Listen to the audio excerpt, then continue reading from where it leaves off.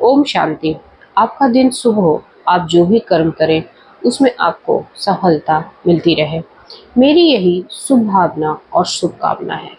आज हम इस वीडियो में बात करेंगे ब्रह्म मुहूर्त के बारे में। ब्रह्म मुहूर्त के रहस्य को जानेंगे कि ये ब्रह्म मुहूर्त का एक्चुअल टाइम क्या होता है। ब्रह्म मुहूर्त मतलब देव मुहूर्त, जिसमें स्वयं परमात्मा इस पृथ्वी पे आकर आपको एनर्जी देने के लिए, शक्तियाँ देने के लिए, आपके अंदर ज्ञान देने के लिए पृथ्वी पे स्वयं उपस्थित होती है। और इस ब्रह्म मुहूर्त में आपकी जो वास्तविक ऊर्जा है वो बढ़ जाती है, आप ऊर्जावान महसूस करते हो। ये ब्रह्म मुहूर्त में इतनी शक्तियाँ हैं कि आप कभी भी नेगेटिविटी की तरफ जाओगे नहीं, हमेशा पॉजिटिविटी सोचोगे। आप किसी के लिए भी बुरा नहीं सोच सकते हो, क्योंकि ब्रह्म मुहूर्त आपके अंदर एक शक्ति को भर देती है, एक ऐसी शक्ति जिसमें स्वयं का ज्ञान होता है। और उसके बाद अब आपके पूर्व जन्म, आपके आगे आने वाले जन्म, आप स्वयं काल चक्र को समझ जाते हो, आप समय की, आप कर्म की गुह गति को समझ जाते हो।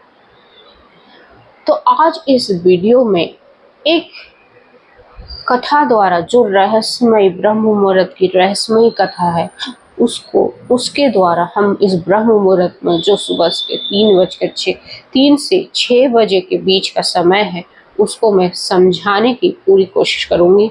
और इस कथा को जरूर पूरा सुनना, क्योंकि ये आपको बदल के रख देगा, आपको एक नई जीवन की तरफ लेकर जाएगा।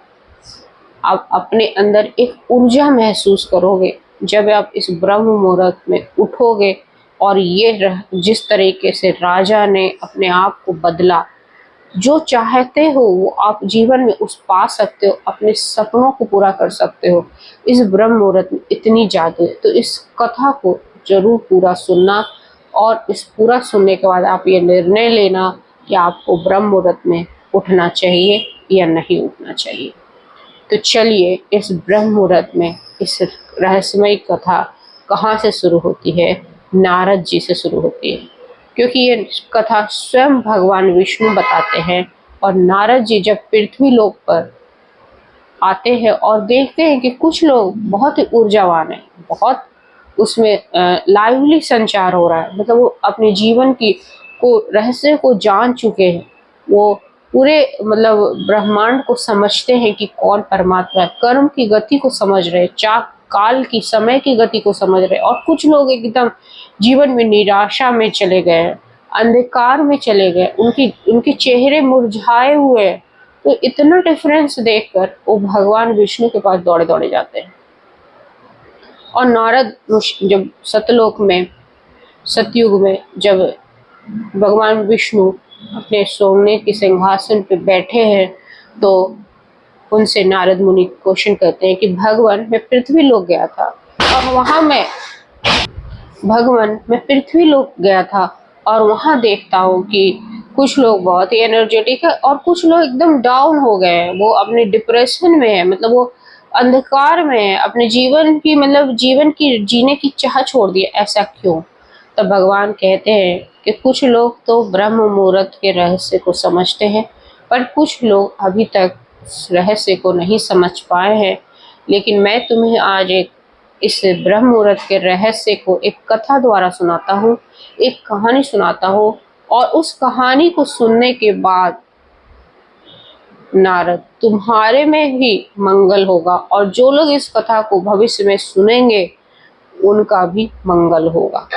वो अपने जीवन में उन सपनों को पाएंगे जो वो पाना चाहते हैं। एक राजा था, चंद्रकेतु, उसका नाम था राजा चंद्रकेतु। वो जब भी सोता था, उसको अपने जीवन सपने में वो डर जाता था, वो अंधकार को देखता था। और इस डर की वजह से उसने अपने विद्वानों को बुलाया और उसके सामने ये प्रश्न किया। वो सो नहीं पा रहा, वो बहुत परेशान है, वो ऐसे सपन में क्यों हो जाता है, उसको ऐसे सपने क्यों परेशान कर रहे हैं। तब राजा को अत्रि ऋषि आते हैं और राजा का इस जो ये उनके साथ हो रहा है वो बताते हैं कि राजन, अगर तुम इससे छुटकारा पाना चाहते हो तो तुम ब्रह्म मुहूर्त में उठना शुरू कर दो। ब्रह्म मुहूर्त को सुनकर राजा मतलब उसके बारे में जानना चाहते हैं कि क्या होता है ब्रह्म मुहूर्त।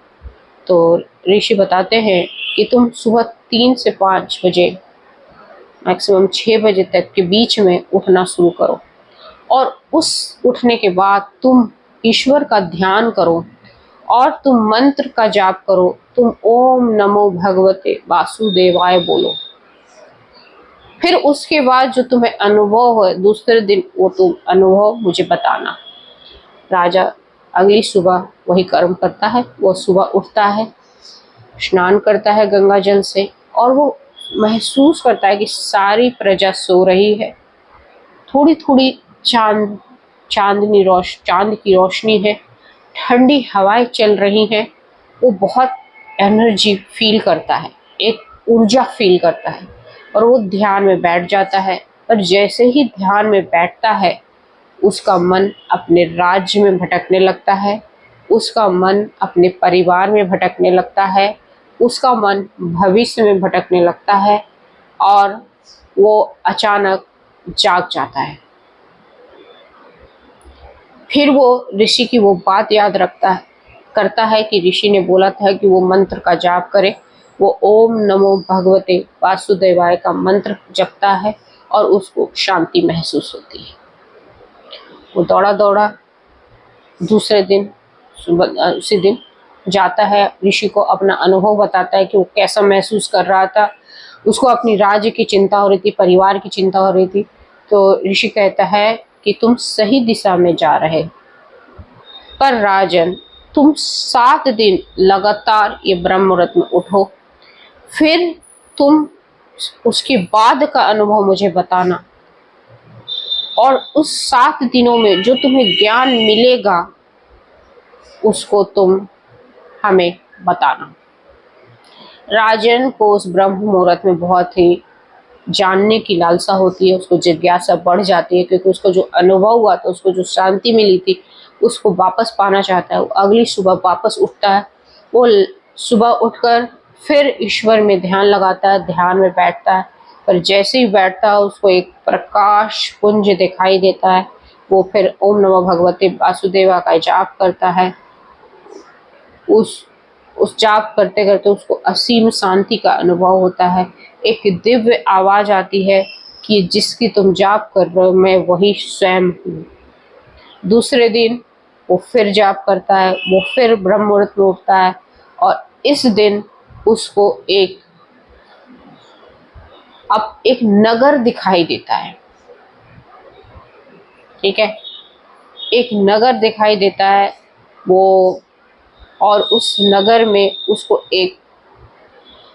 उसको नगर दिखाई देता है और उस नगर में उसको एक चक्र घूमता हुआ दिखता है जो विशाल चक्र था।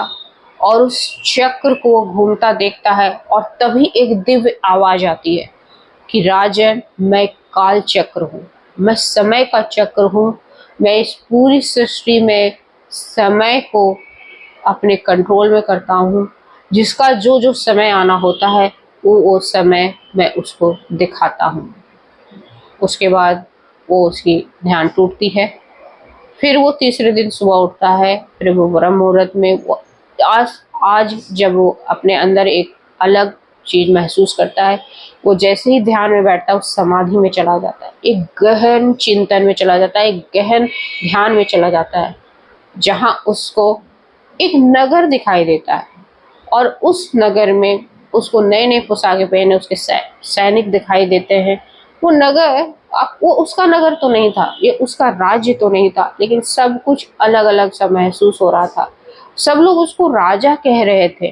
तभी उसको एक दिव्य आवाज आती है और उस दिव्य आवाज उसको राजन कह के संबोधित करता है और कहता है कि राजन ये तुम्हारा इस जन्म का राज्य नहीं है, ये पूर्व जन्म का राज्य है।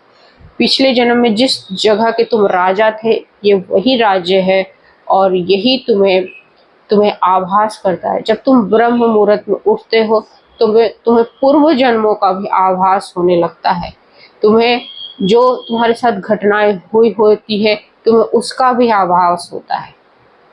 फिर चौथे दिन राजन फिर सुबह उठता है, फिर ब्रह्म मुहूर्त में बैठता है और इस दिन उसको एक नया राज्य दिखता है जो जाना पहचाना होता है।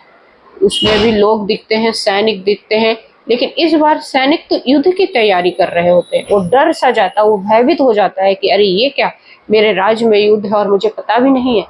तभी एक दिव्य आवाज आती है और कहती है कि राजन, ये तुम्हारा भविष्य है, ये तुम्हारा आगे आने वाला भविष्य है। जब तुम ब्रह्म मुहूर्त में बैठते हो तो तुम्हें अपने भविष्य को भी दिखाई देने लगता है, तुम्हें अपना भविष्य भी दिखाई देने लगता है, तुम भविष्य करता हो जाते हो, तुम्हें पूरा आभास होने लगता है, तुम भविष्यवाणी भी करने लग सकते हो। तो ये ब्रह्म मुहूर्त का जो चौथा दिन उसको जो अनुभव होता है वो बहुत ही अच्छा अलग सा महसूस करता है। पांचवा दिन फिर वो ब्रह्म मुहूर्त में बैठता है और उसको इस बार अपने हृदय में एक प्रकाश पुंज नजर आता है और ये प्रकाश पुंज उसका ही आत्मा में नजर आ रहा है। ये उसके आत्मा, एक आवाज आती है कि ये प्रकाश पुंज कुछ भी नहीं, ये तुम हो, तुम्हारी आत्मा, ये तुम्हारा वास्तविक स्वरूप है, तुम यही हो, तुम एक प्रकाश पुंज हो।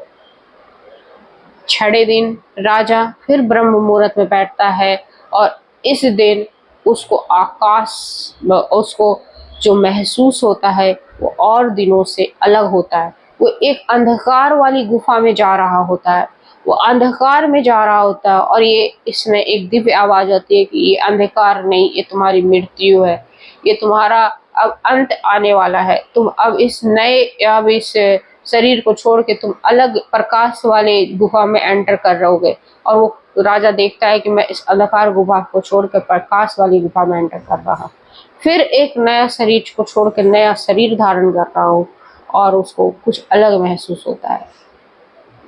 सातवें दिन राजा को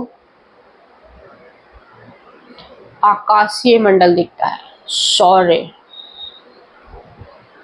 और वहां पे उसको ब्रह्मांड नजर आता है और उस ब्रह्मांड में हजारों लाखों चमकते सितारे जो अलग अलग चमकते हुए दिव्य लोक नजर आता है जहाँ सब लोग चमक रहे हैं और वो भी एक चमकता सौरमंडल में चमकता सितारा है।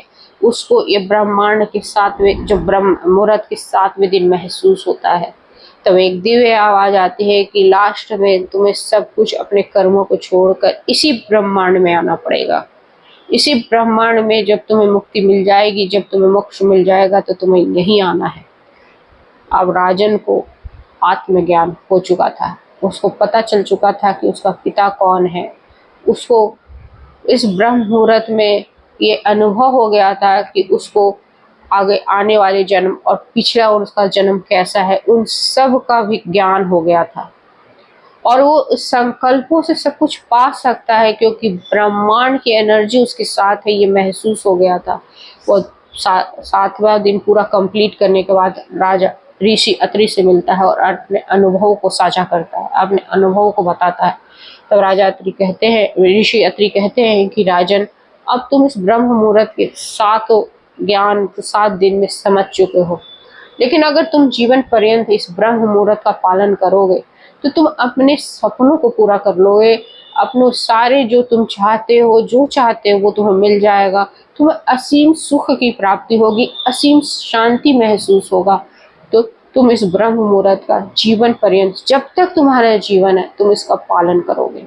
राजन हाँ कहता है और उसको उस दिन के बाद से वैसे सपने आने बंद हो जाते हैं। उसको असीम शांति महसूस होती है, वो ज़्यादा से ज़्यादा ध्यान में होता है और उसका राज्य की हर प्रजा सुखी महसूस करती है, आनंद में जीवन जीती है।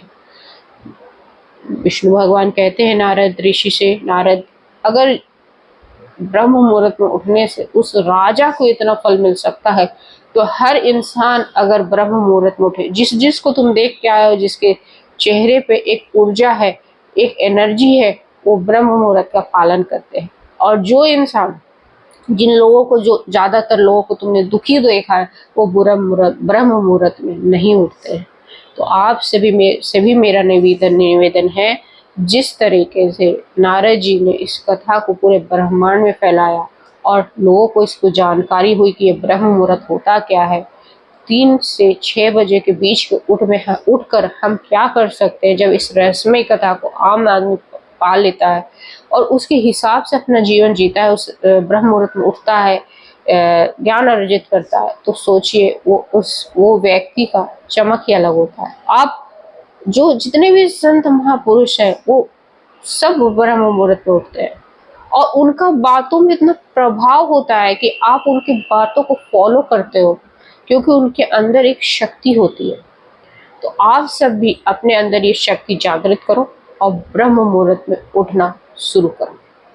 आपसे यही निवेदन है, आप ब्रह्म मुहूर्त की शक्ति को पहचानो, अपने अंदर ये ऊर्जा लेकर आओ और ब्रह्म मुहूर्त इस ज्ञान को दूसरों को भी फैलाओ, ताकि उस दूसरे भी इस असीम आनंद का अनुभव ले, इस असीम सुख का, इस असीम शांति का अनुभव ले। होप सो आपको वीडियो अच्छी लगे तो आप इसको ज़्यादा से ज़्यादा आगे फैलाओ, बढ़ाओ, शेयर करो, सब्सक्राइब करो। जय हिंद, जय भारत।